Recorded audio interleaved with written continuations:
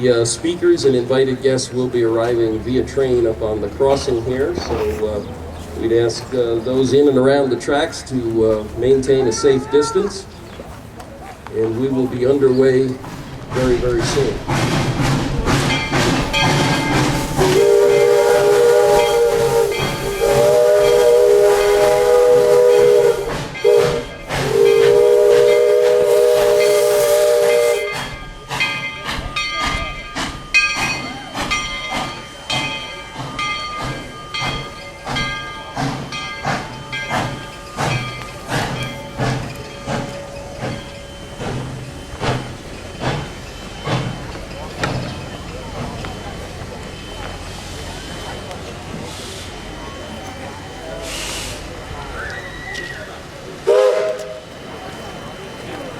Good morning.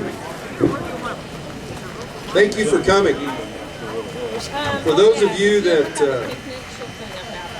don't know who I am, I'm Senator Dean Heller. How you doing? Take care. We'll see you later. That concludes our festivities. Please feel free to get on the train. It's going to be raining pretty quick, so we're done.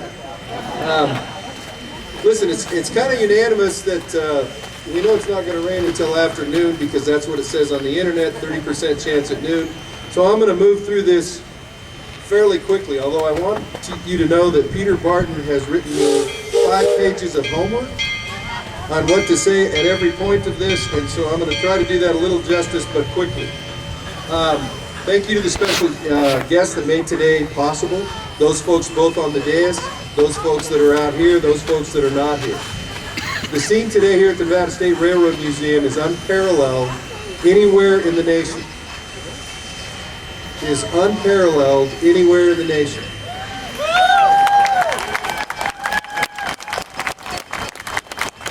Nowhere but here, the capital of the Silver State, can you see a restored McKean motor car, 2 1875 operating wood-burning steam locomotives, 1 standard gauge and 1 narrow gauge, the Inyo, the Glenbrook, that we are dedicating today. Today, May 23rd, 2015, is 140 years and 1 day since the Glenbrook originally arrived in Carson City from the Baldwin Locomotive Works in Philadelphia. Keystone State people, eat your hearts out. We still got it.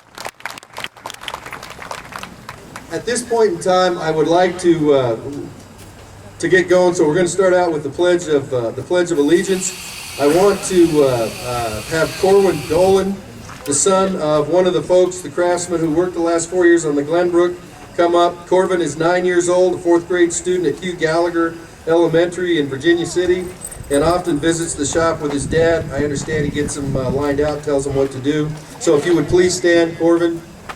There you go, John.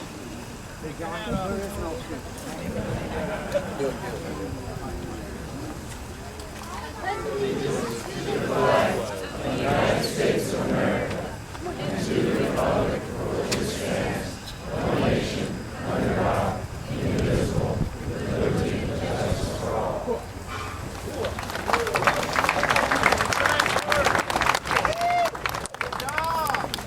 I talked to Corwin for a minute before we came over, and I says, listen, we asked you to do this because you're a young guy, you're pretty good with the words. A lot of the older guys around here have trouble with the words, so we got somebody who was strong on it. Thanks, Corwin. Welcome. Museums represent many things. They are places of engagement that inspire interest in learning about the past and the challenges that face those who helped shape the world as we know it today. Museums use objects like the Glenbrook as windows to tell stories. In this case, the story of how timber in the Tahoe Basin was moved to the Comstock to build the mines and support the 20,000 miners and residents of Virginia City. The locomotive also had a second life as a means to bring tourists from Truckee, California to Lake Tahoe. And today, restored, the locomotive supports the museum and Nevada's important tourist industry. Leading us in a welcome in today's festivities is the Director of the Department of Tourism and Cultural Affairs, Claudia Vecchio.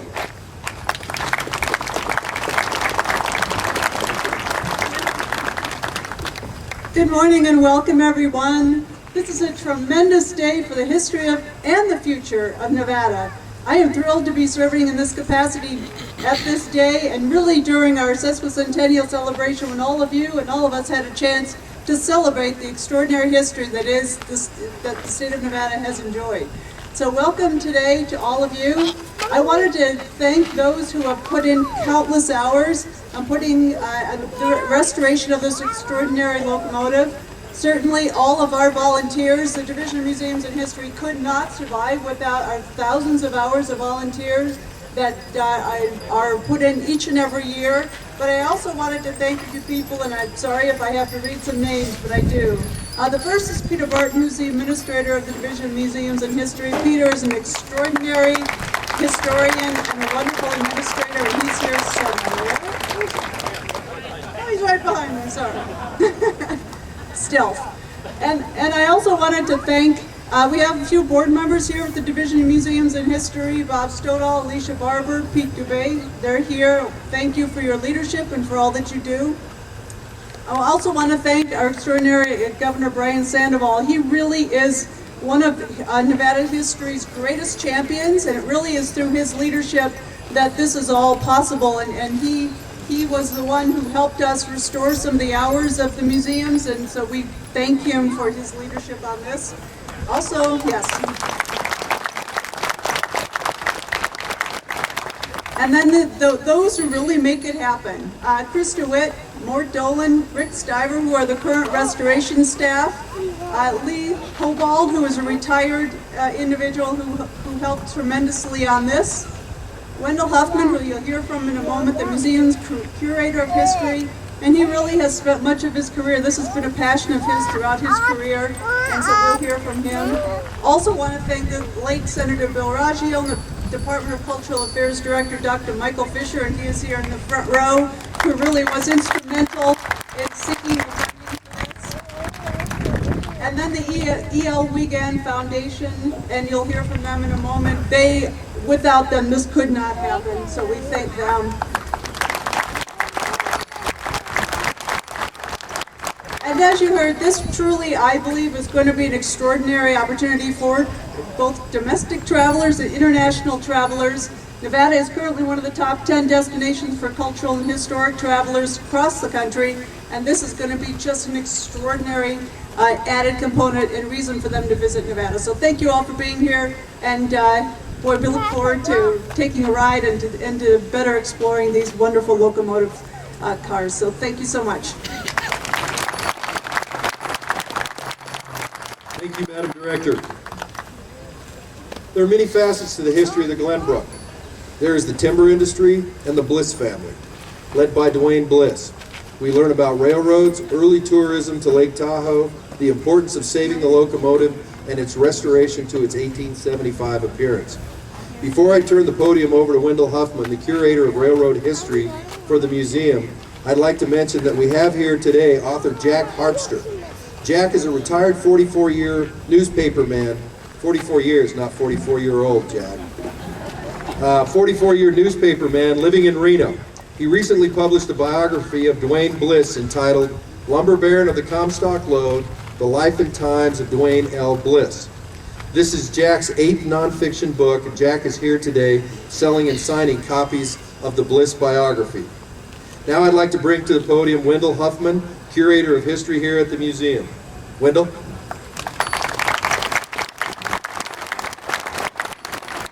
Thank you very much. If patience is indeed a virtue, the Glenbrook is a very virtuous locomotive. It's waited 90 years for this day from the last time it operated. Every car and locomotive on this property has two stories. The story of its career doing what it was designed to do, and the story of how it managed to survive all the years since it quit working. The Glenbrook's career is actually fairly simple. It spent 25 years hauling flat cars of cordwood and mining timbers from Glenbrook, where the sawmills were located, up to Spooner Summit, where the flume started, the flume that brought the wood down to the Virginian Truckee just on this property.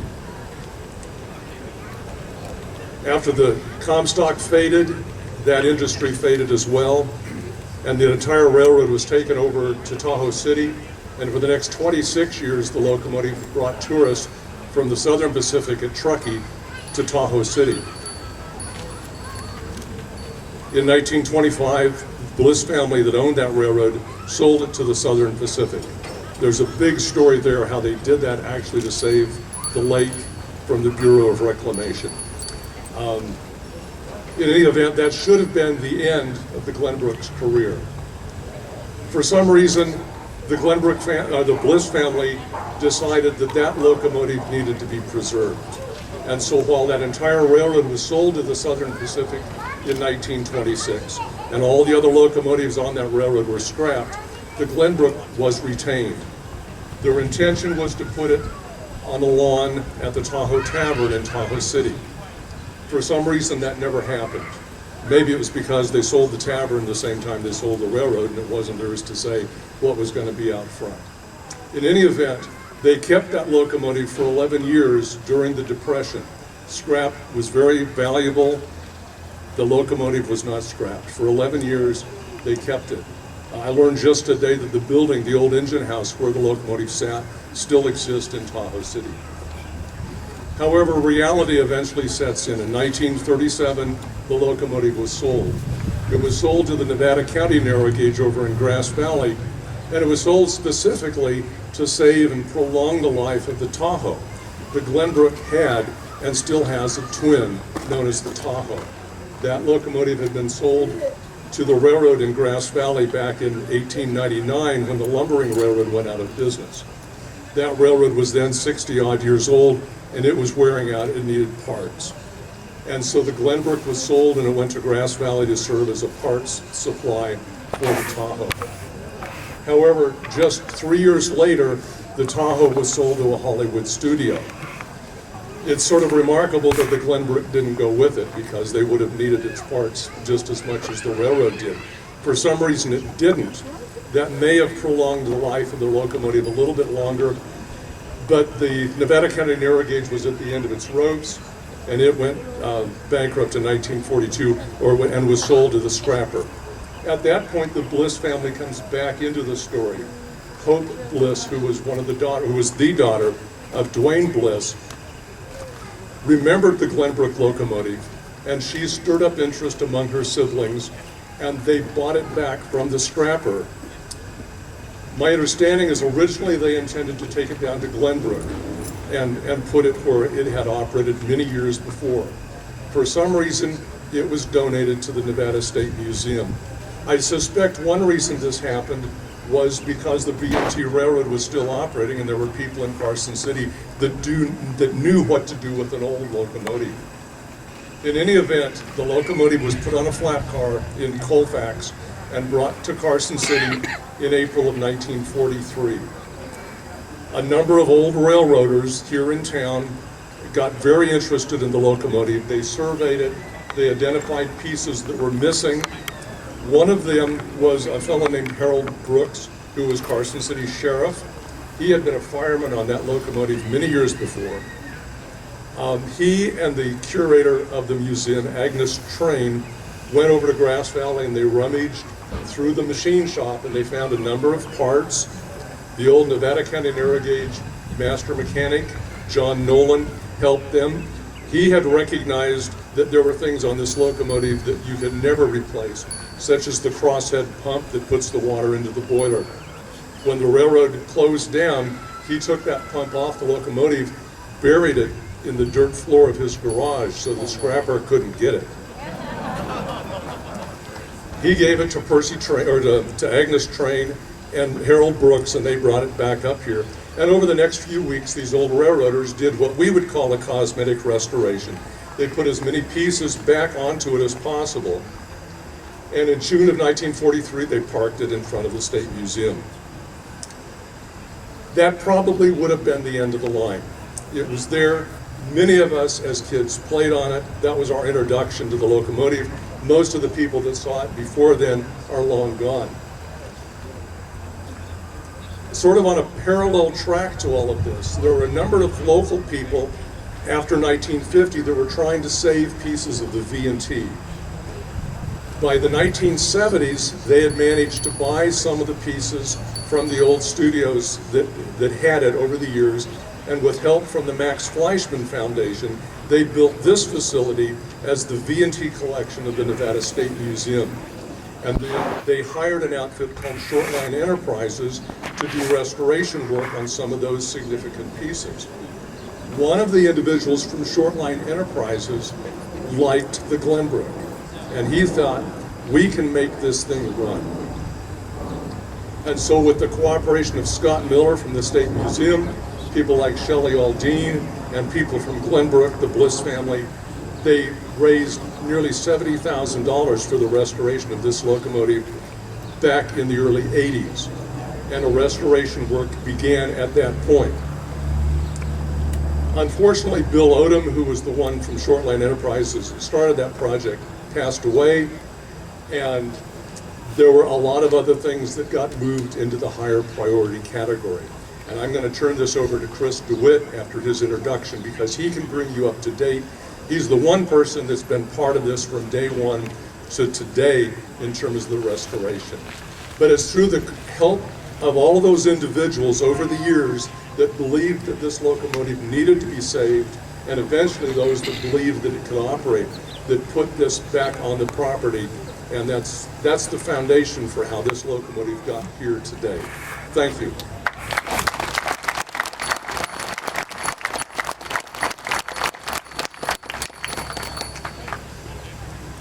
For those of you following along on your programs, it isn't going to start raining for 40 minutes. Senator Bryan has established the dress code with Nevada Wolfpack hats, so please feel free to put your Wolfpack hats on at this point in time. What you see here today, this restoration took decades to accomplish. There were studies and research on the locomotive, its history, and many fundraising efforts. It took the dedicated efforts of many to make today possible. In the early 80s, soon after the locomotive arrived at the Railroad Museum, as you've heard, people from Glenbrook held a number of fundraisers. Some of you that were here may recall that one of them got a special bottle of wine. I think I was less than 21 then, so I don't know anything about the wine. But my father bought one. For those of you who know my father, we still have the bottle, but I can assure you there's no wine left in it. Key in those early efforts was Shelley Aldine and her dad. I believe Shelley is here today. Shelley? There you are. Thank you. And all those at Glenbrook who kept the effort going. In 2009, as the Railroad Museum completed the restoration of the V&T McKean motor car, which you see behind me, the director of the Department of Cultural Affairs, Dr. Mike Fisher. Hey, Doc, you want to stand up? I know, you're a modest guy. Thank you very much. Worked with the late Senator, Nevada legislative icon Bill Raggio to seek funding to finish the Glenbrook restoration. That brought the museum to the E.L. Wiggin Foundation of Reno. After making an initial inquiry, the museum was invited to submit a full application to the Wiggin Foundation. That resulted in a foundation award to the Nevada Cultural Affairs Foundation of a little over $250,000 for the locomotive's restoration. Now, 5.5 years later, the project is completed and, are you listening? Under budget.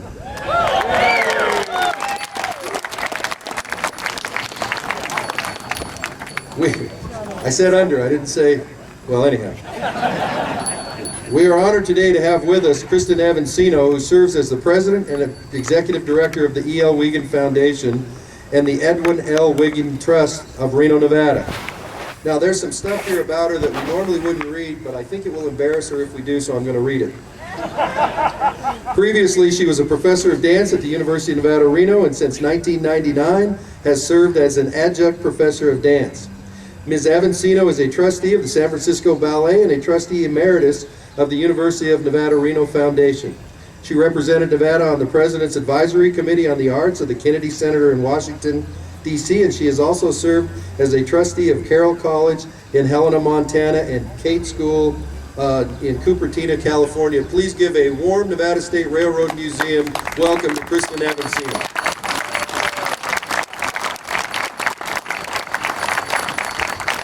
Thank you, Congressman Emedy. Many officials, including our beloved trustee Bill Raggio, and have opined on the importance of partnership to create great legislation. And the same holds true in philanthropy. This grant was awarded in 2009. That's a long time ago. And since that moment that that grant was awarded, a team of Nevadans on this site, meticulously and tirelessly, we have worked away, project by project, piece by piece, bolt by bolt, to make this project a reality. I'd like to acknowledge two people. The presence of Senator Richard Bryan and in spirit, our Governor Brian Sandoval. Because these two people, and many others, have provided leadership in our state in the past, in the present, and certainly in the future. But more importantly, they are scholars of history. And so this day holds a special place for both of them.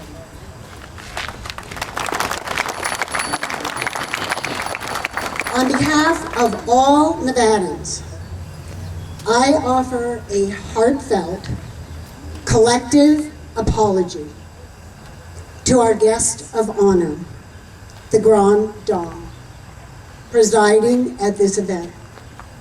33 years plus, patiently, quietly resting in the barn. And I don't know about you, but in my heart, it's a wrenching image. So, with the partnership at hand, a private-public partnership, she has again risen to her beauty.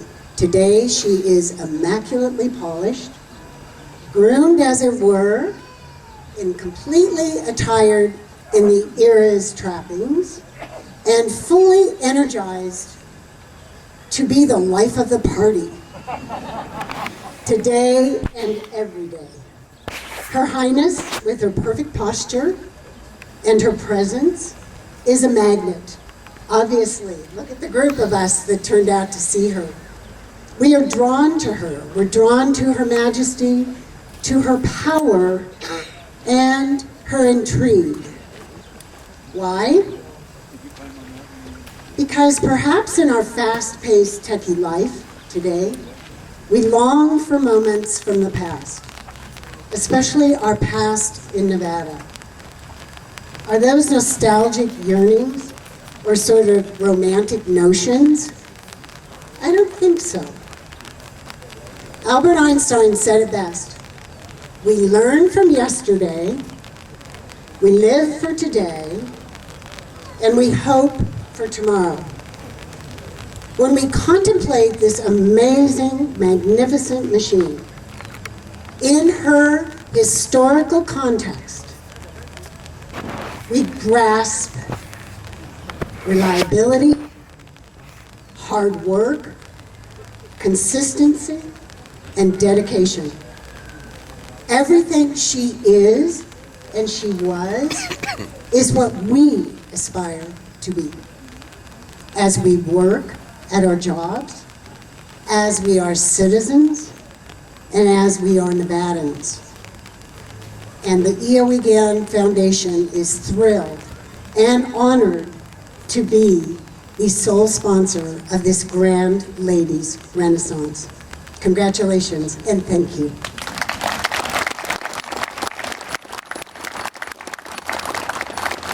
Well done, Madam President. Thank you. 31 minutes more till the rain. If it keeps not raining like this, I think we'll just skip my good friend Chris DeWitt, but we'll see. It's too late to make that decision. Successful historic preservation efforts rely on foresight. In this case, it was the foresight of the Bliss family that provided the foundation for this celebration. Their purchase of the locomotive was key, saving it from the scrapper's torch and then donating it to the Nevada State Museum, where the Glenbrook sat outside the old U.S. Mint building for decades before it was moved to the new Nevada State Railroad Museum in the early 90s. The Bliss family has a long history of investing in and sharing Nevada's heritage. the family has made many, many donations of very significant objects to museums over many decades. Hope Bliss, daughter of Dwayne Bliss, sought to restore the Glenbrook after it completed service on the Nevada County Narrow Gauge in 1943. As Wendell indicated, that wasn't possible, but it was Hope who donated the locomotive to the state of Nevada. Bill Bliss, grandson of Dwayne Bliss, is with us here today.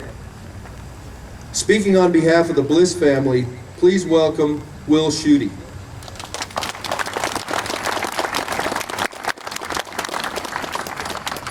Thank you, Congressman.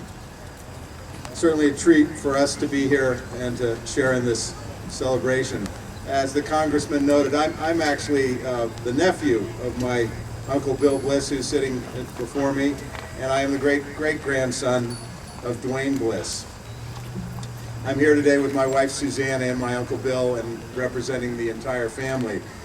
140 years ago in 1875, with Dwayne Bliss's purchase of this magnificent locomotive from the Baldwin Locomotive Works in Philadelphia, he brought this engine square into the middle of the boom of the Comstock lode, and certainly onto the tracks of Nevada history. Engine number one of the Carson and Tahoe Lumber and Pluming Company had a glorious history. And as I stand here, if that engine could speak to all of us, the stories it would tell. I was looking at photographs yesterday in the family museum up at Tahoe of the great history it had as a workhorse during those years of lumbering up at the lake. Long after the silver boom and long after Dwayne Bliss died, as Wendell and others have pointed out, the locomotive was in Grass Valley, California, with a very uncertain future. And I noted that she was an unsung hero. Today she's not so unsung, but my great-great-aunt, Hope Bliss, is really the hero of the story from our family's perspective. As noted previously, she repurchased the Glenbrook and donated it in 1943 to the Nevada State Museum. I would simply say that our family is very, very fortunate to be a part of this wonderful story. And I wanted to express on our family's behalf sincere thanks to the E.L. Wiegand Foundation, to Chris DeWitt, to Wendell Huffman, to Peter Barton, and all of those, the restoration heroes, many at the back of the audience who were involved in recreating this timeless majesty that's before us. We feel limitless gratitude to all of you. I know if Hope Bliss were here today, she would be beaming, she would be proud and pleased beyond words. We certainly are, and I'm delighted to be here on the family's behalf and thank everyone involved in making the Glenbrook come back to life in such a beautiful way. Thank you. Thanks, Will. Nevada is one of but a handful of states that has an internal artifact conservation team as part of its museum system. Even rarer are those states with the Railroad Restoration Program. The Nevada State Railroad Museum Railroad Restoration Program began over 30 years ago and has turned out many extraordinary and unique railroad restorations. You can see some of their work obviously surrounding you today. Chris DeWitt has spent most of his career here at this museum managing the Railroad Restoration Program. You're actually sitting in Chris DeWitt's yard. That's Chris DeWitt's house behind you. And these are Chris DeWitt's vehicles. He is recognized and highly regarded for his pragmatic yet scientific and research-driven approach to restoring 19th century railroad equipment. He has been joined for many years by Lee Hobold. Some of you may know him as Willie Nelson's older brother, now retired, Rick Stiver, and most recently Mort Dolan, the latest graduate of the Nevada State Railroad Museum Restoration Shop Charm School. Together, with a dedicated group of volunteers, over 75 of which helped put this function on today. Thank you again, volunteers. The museum. You could get in trouble with Chris DeWitt and the folks in the shop, but if the volunteers are pissed, you got trouble. Yeah, okay. We'll speed it back up. Chris DeWitt came to California in 1972 to study at U.C. Davis.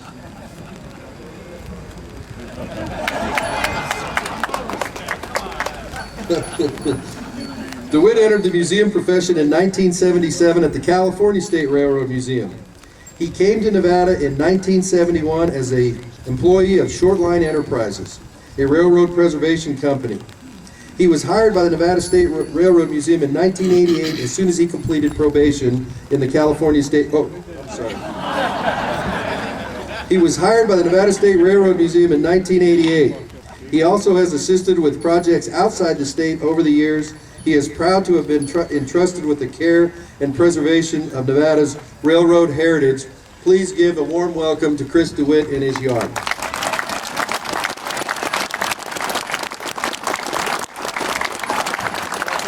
And whoever's jacket he's wearing, thank you for loaning it to him.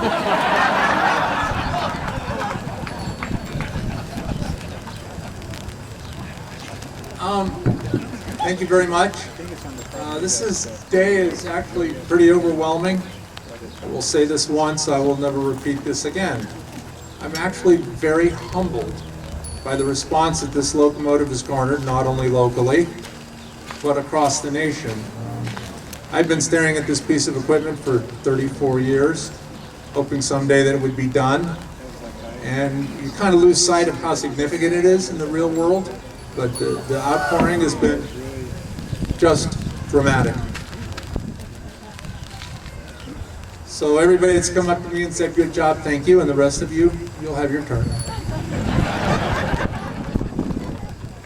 So I got involved with this piece of equipment in '81 when I was still wet behind the ears. And we started in, we worked a little bit, and then we got off it, and then we worked a little bit as money sort of trickled in or as time allowed. And I was very afraid that I would grow old and retire, leaving behind a pile of stuff I took apart for somebody else to finish.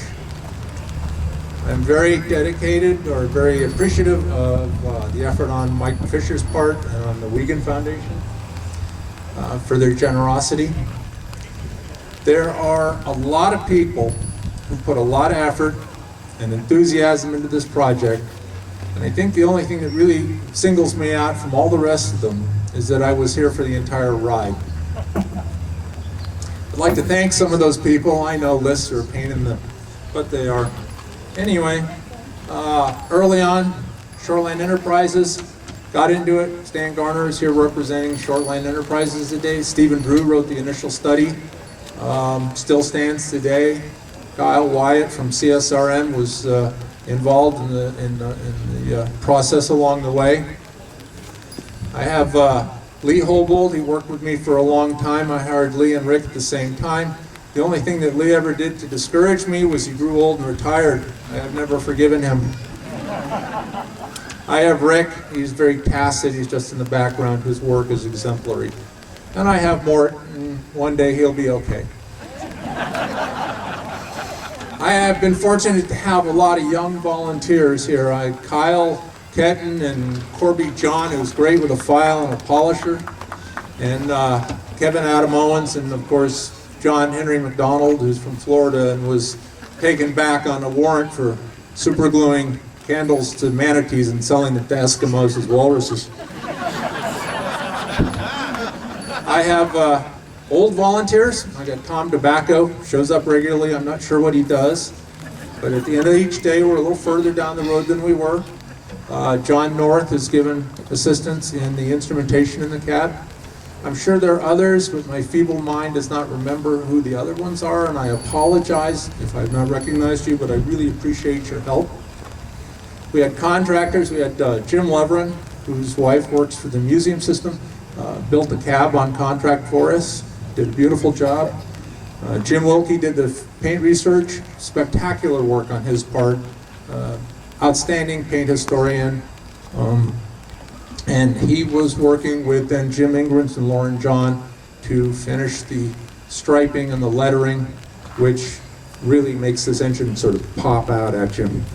We've had other contributors who wandered on in over the years and said, oh yeah, I have one of those, I'll just give it to you. Paul Haar has been exceptionally generous. Bruce Babcock from Ohio, another very generous contributor of artifacts that fill out this locomotive. Dave Clokey and Bill Barber, who unfortunately died recently, but he was also a supporter. There are lots of other people involved. They've all contributed. You should all share in this great accomplishment. The only sad note on this is that one of the great champions of this job, Jack Gibson, died before he got to see it done, and I regret that. And that's the only regret I have on this whole project. Thank you very much for coming out and seeing this. Climb up on it, take a look at it. It's for all of you to enjoy. Thank you. And I'd like to turn the microphone back over to Congressman Amity. Would you reiterate about under budget, that part again? Would you?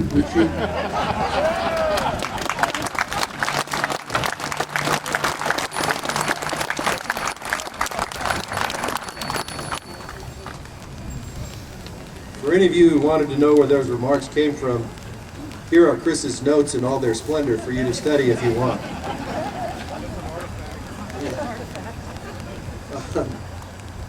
Preserve Nevada is a statewide nonprofit organization dedicated to the preservation of Nevada's cultural, historical, and archaeological heritage. The diversity of Nevada's heritage, its historical boom and bust cycles, the current dynamism of its economy, and its rapid growth present Preserve Nevada with unique challenges and opportunities. The Preserve Nevada Board of Directors, an experienced and committed group of preservationists, developed this effective, sustainable organization to help identify and meet the special needs of Nevada's preservation community. May is Historic Preservation Month, and for the past 2 days, the Preserve Nevada Board has been meeting in northern Nevada and has toured sites such as the Stewart Indian School, the Nevada State Prison, Reno, and Minden. There are prisons in Reno and Minden, but anyhow. Many of the board members are here today. Please let us see the Preserve Nevada board members in the audience. Please recognize them for their help. Thank you. Part of this group is a gentleman who some of you may have heard of. Senator Richard Bryan served 2 terms in the United States Senate after he had served as Nevada's 26th governor, serving in that capacity from 1983 to 1989. Prior to that, the senator served in the State Assembly, Senate, and as Attorney General.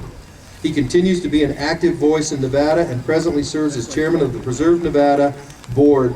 Please join me in welcoming the Wolfpack's chief fan today, Senator Richard Bryan.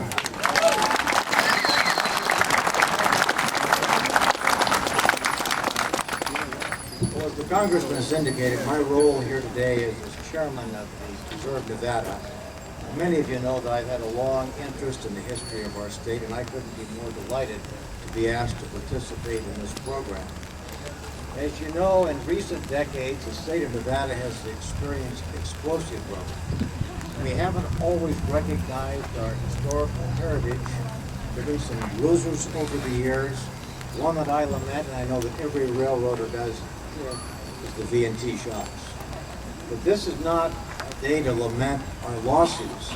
It's to celebrate our accomplishments, and I want to salute all of those who have been recognized who played a role in this over the years. In the words of our 16th President of the United States, it is altogether fitting and proper that we do this. But railroading is not just a story about Nevada's past. The history of the Iron Horse in Nevada is inextricably tied to our modern day history. Theodore Dru was a civil engineering genius, was part of the Southern Pacific, who determined that there could be a route that crossed the Sierra Nevada. It was by no means sure. What he did ultimately was the path that the railroad takes today. And as that path entered Nevada, the city of Reno was part of that route. 4 decades later, in the southern part of the state, one of the great robber barons of the 19th century, Senator William Andrews Clark, one of the great rogues, senator from Montana at one time, was the one who built the railroad between Salt Lake and Los Angeles. is ultimately the foundation for the modern day Las Vegas. So it's still very much a part of the modern foundation today, not just part of the great Comstock that brought tens of thousands of people to Nevada in the aftermath of its discovery in 1859. Let me just say, as a personal note, I'm very appreciative of Peter Barton, who helped Bonnie and me connect our own recent history of the state. More than 30 years ago, as Nevada's First Lady, Bonnie christened the Inyo. And ever mindful of the history of our state, Peter called and said, would Bonnie be available to christen Glenbrook? And we appreciate that. That was very nice. And she has rehearsed this. Spent a lot of time. We've had a lot of broken glass around the hall. And I've actually shown her several times. And those of us who are a bit long in the tooth, as I am, will recall Margaret Truman, President Truman's wife, trying to christen the ship, and finally it took an admiral to help her to break the bottle. So thank you so much, and congratulations to all who played a role in this truly significant milestone.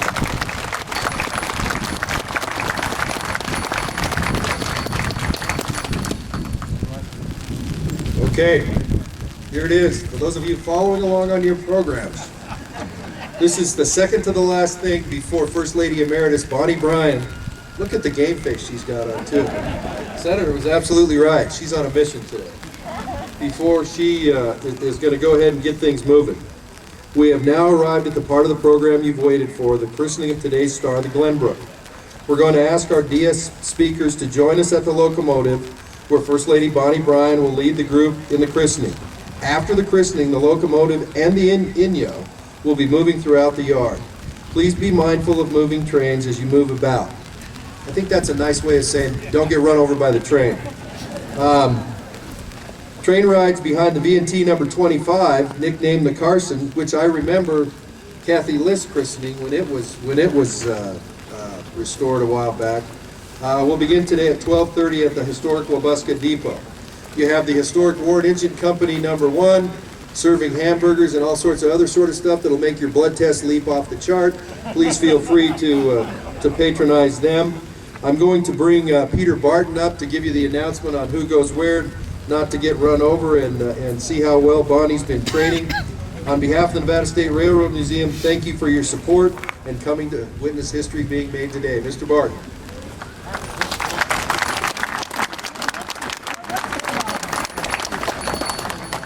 Thank you, and we owe a tremendous debt of gratitude to our 2nd District Congressman Mark Amity for giving up a part of his precious weekend to be with us today. So thank you, Congressman. And we're going to ask the folks on the dais to come join us at the pilot, the front of the Glenbrook, where we will make an attempt to crack a bottle of champagne on the pilot without injuring anyone. So for that, we have a pair of leather gloves for... Where's the gloves? That's what I don't want to hear. Just say the Glenbrook. Oh!